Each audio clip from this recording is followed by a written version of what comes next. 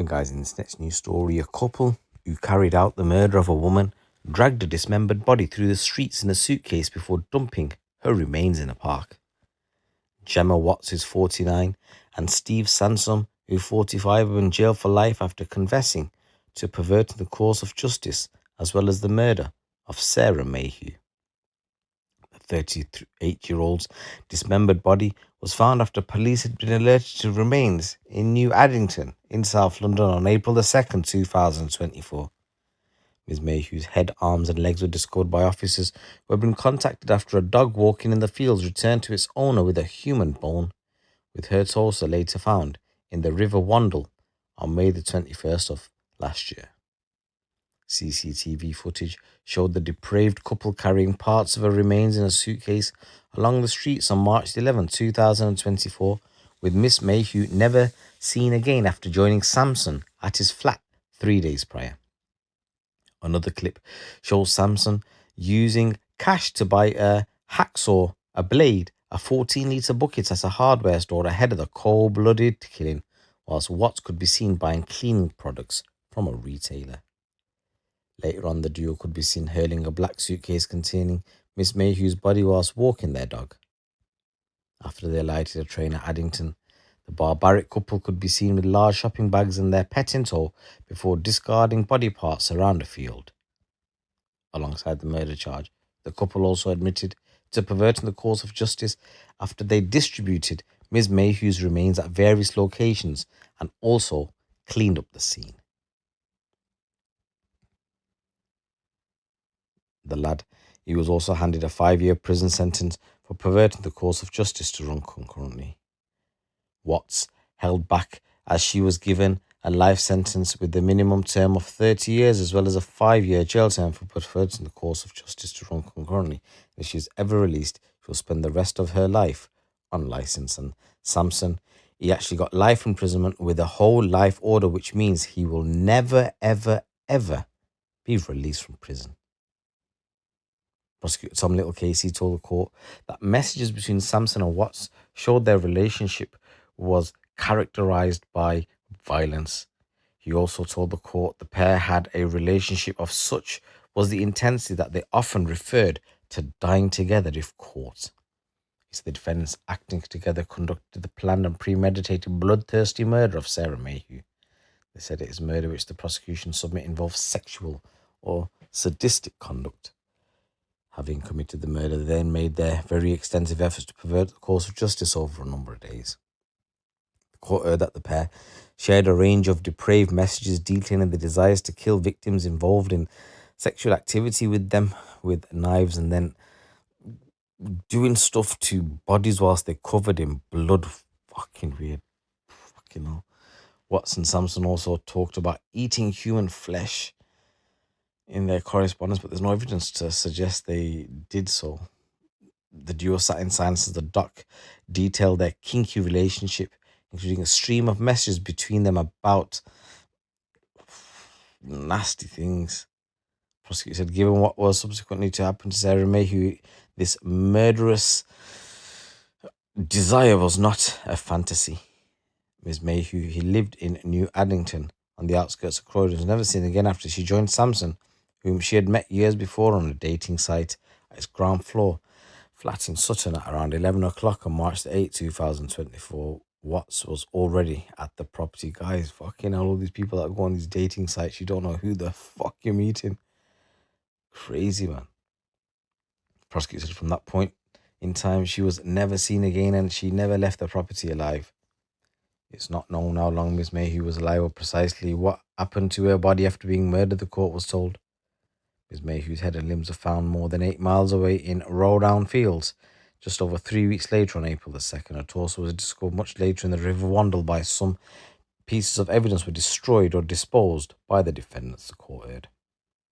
The prosecution believed Miss Mayhew must have been killed or incapacitated inside Samson's flat on March 8th or 9th, 2024. Given the messages sent between the defendants in the months before, it is not credible to conclude that she was killed immediately, the court was told.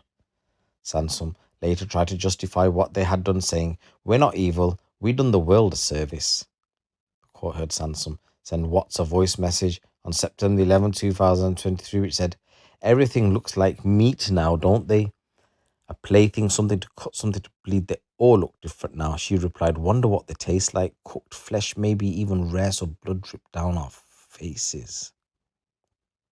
There was another note saying, "I am writing this of my own free will. Should any serious injury occur whilst I'm with Stephen Sampson, let it be made fully understood that I entered the act with my own free will."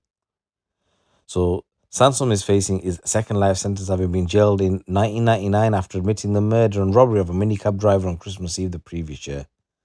The victim of that case, a 59-year-old father of two, Terence Border, crawled from his crab after Sansom attacked him and stole £25 to buy presents.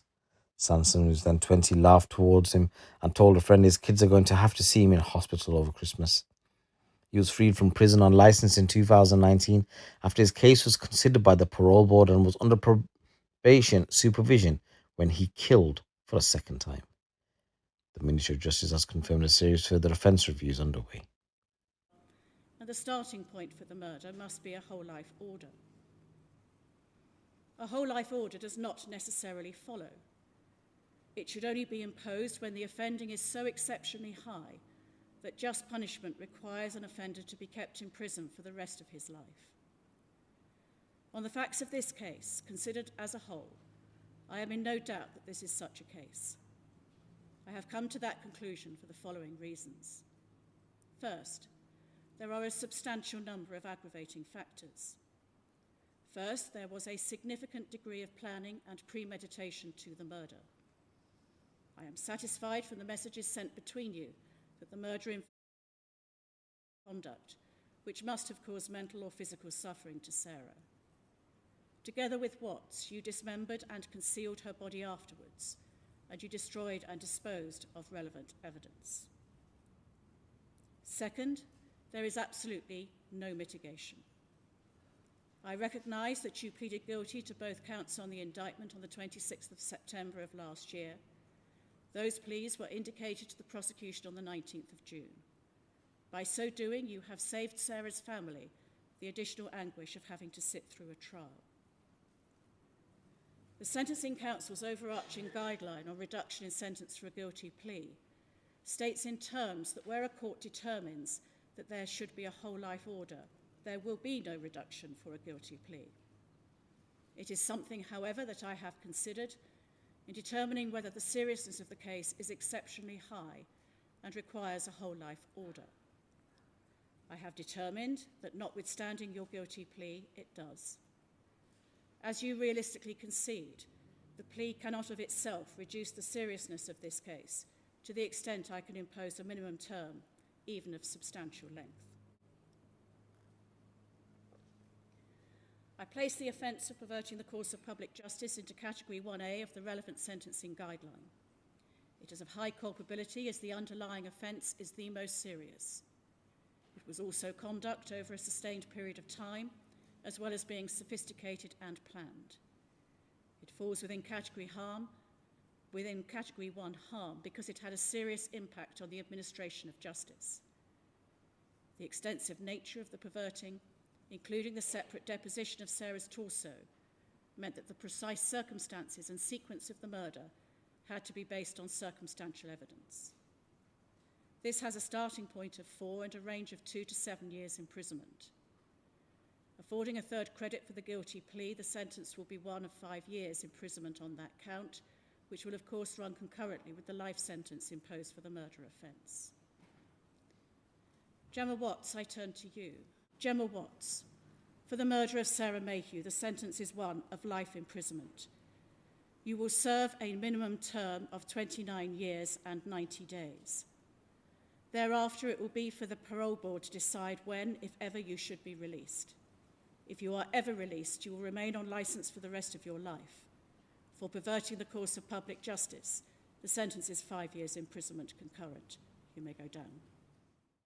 Regarding Ms. Mayhew's killing, Mr. Justice Cutts said, "Here, fear and suffering must have been acute, and she realised why she was there and what was happening. She was an innocent woman lured to that flat to die in order for you both, you could act out your wicked fantasy." The judge said that Samson had murder in his mind and that Watts, who was obsessed with him, took part in the murder. The judge added there is clear and proper inference in my view that the murder involved sexual and sadistic content. Prosecution believed Miss Mayhew must have been killed or incapacitated inside Samson's flat. Samson later tried to justify what he'd done by saying to the judge, "We're not evil. We done the world a service." Absolute madness, guys. Someone said, "Rest in peace to the victim. Condolences go out to your family." So the Detective Chief Inspector Martin Thorpe from the Specialist Crime Command who led the investigation said, "I would like to send my deepest condolences to Sarah's family and friends. A loss is always hard, but to hear about the way Sarah spent her last moments must be heartbreaking. I commend their bravery and strength throughout this investigation. We will continue to support them should they need us. Secondly, I would like to commend my colleagues from the Met. The dedication shown to this investigation, which has been complex and challenging, has been extraordinary. They worked around the clock to pull together the evidence needed to bring this case to court." The investigation included viewing hundreds of hours of CCTV, extensive forensic examinations within the defendant's houses, the searching of fields and rivers, witness accounts, and reviewing the defendant's phones. These revealed messages detailing to what the defendants planned to do to Sarah with texts and voice notes recorded by the defendants themselves, also revealing their intention to carry out violent attacks. Said Sarah was a young woman who had the rest of her life ahead of her before she was selfishly taken by Sansom and Watts for their own sadistic motive. Their sick and twisted desires were heard in court by her family. They listened to traumatizing evidence which revealed that the two enjoyed the pain and torment that they put Sarah through. No sentence can ever bring Sarah back or compensate for her loss. And it's really sad what happened. Once again, guys, rest in peace, the victim, and my condolences go out to your family.